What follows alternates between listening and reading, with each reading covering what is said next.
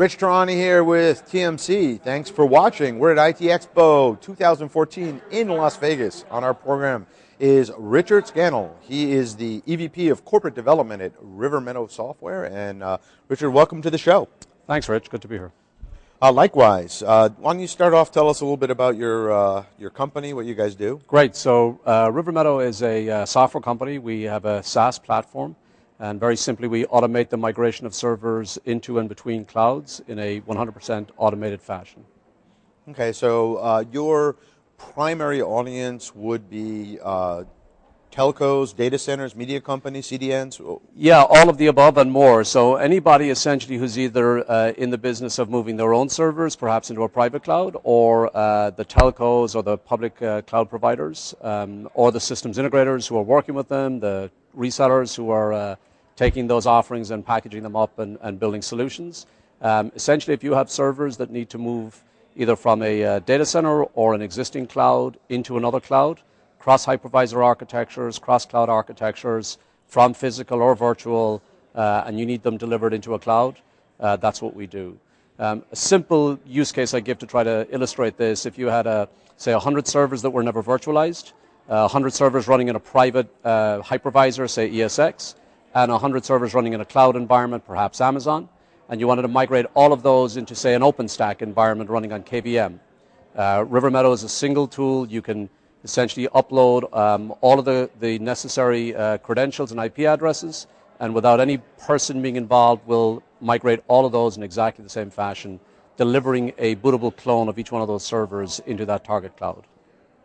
So in terms of your importance to the cloud market, it seems like this is an important trend, the automation of... Correct, yeah. We're a bit of the last mile, right, problems, or solution to one of the last mile problems. So the cloud really took off, and when we talk about cloud, we're talking about the infrastructure as a service space.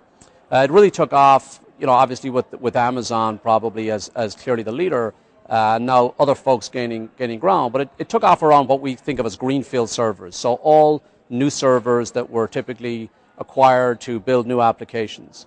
And a lot of it came out around the inefficiency of IT organizations to be able to respond in a timely fashion to the needs of their business, and the business kind of circumvented them by swiping a credit card.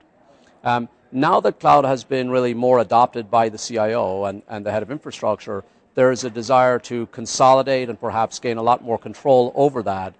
So no longer kind of giving the Heisman to the business around this and much more embracing it.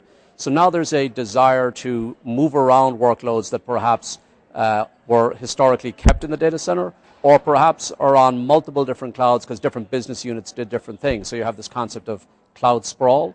And so we help to move those around. And as I say, historically it was focused on what we think of as greenfield.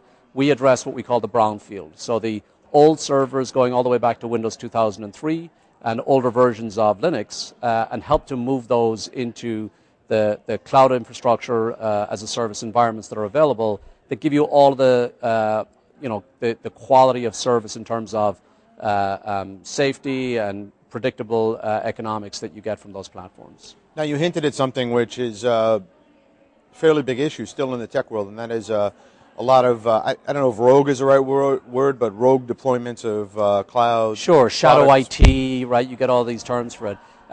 So one of the areas that we get brought into is this issue where the CIO discovers that there's a bunch of servers out there running things, and we see this a lot in companies that are not perhaps very tech companies, right? But are much more what you might think of as traditional businesses, everything from manufacturing to hospitals and things of that nature. In many cases, a business unit will have started a project out on a cloud environment, and now for a host of reasons, they no longer need it or want it, but there may be all kinds of regulations around retention of that environment. We work with a beverage organization that uses outside parties to do a lot of creative design, the Super Bowl ad, as an example. Well, once that company's done, the commercial has run, they want to get on to their next project. They don't want to keep that stuff around. Now this organization has to figure a way to get that back into their environment. So those are simple use cases. There's 30 or 40 use cases that we have clearly identified as places where our technology fits. I like to use an analogy to help explain this, right? So if you think about before Windows came along in the PC world, if you wanted to move a file from one place to another, you had to know all the commands necessary. You had to be able to figure out if there was enough space where you were going to go, all that. And then Windows came along and the file manager came along, and you can just click your mouse on a file, drag it and drop it somewhere else, and it goes, right? And you don't need to know any of the underlying commands. You don't need to figure out if it's a network attached drive or a local drive or any of that stuff. Well, similarly, what Rivermeadow does is says if you have a server in one environment and you want to move it somewhere else, essentially, you can just give us that data and we'll move it there from one place to the other.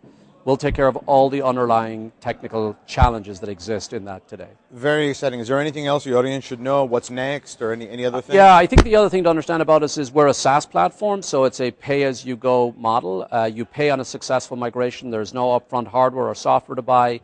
You bring us 5 servers, you pay for 5. You bring us 5,000, you pay for 5,000 once we've successfully migrated it. Very exciting. Thanks so much for being on the program. Appreciate the time. Thanks very much.